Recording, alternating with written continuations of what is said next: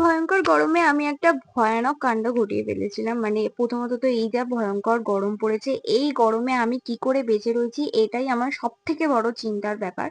But তাও গরমে তো কিছু করার নেই। তো আমি সেদিনকে একটা ট্রাই করেছিলাম এই গরম থেকে নিজের বডিকে ঠান্ডা রাখার জন্য, মনটাকে একটু ঠান্ডা করার জন্য আমি একটা আম পান্নার রেসিপি ট্রাই করেছিলাম। তো রেসিপি নিয়ে কোনো কথা হবে না, রেসিপিটা জাস্ট দারুণ, কিন্তু প্রবলেমটা তো আমাকে নিয়ে না।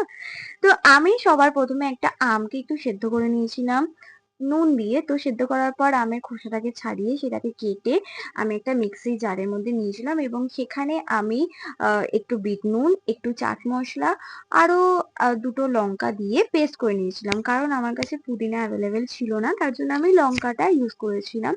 অ্যান্ড দেন এই পেস্টটাকে তোমাকে একটু পরিমাণে একটা পাত্রে নিতে হবে, এবং তার উপর দিয়ে আমি দিয়েছিলাম একদম ফ্রিজে চিল্ড ওয়াটার আর একটুখানি বরফ। আর ব্যাস, ওপর থেকে একটুখানি আমি বিট নুন আর চাট মশলা ছড়িয়ে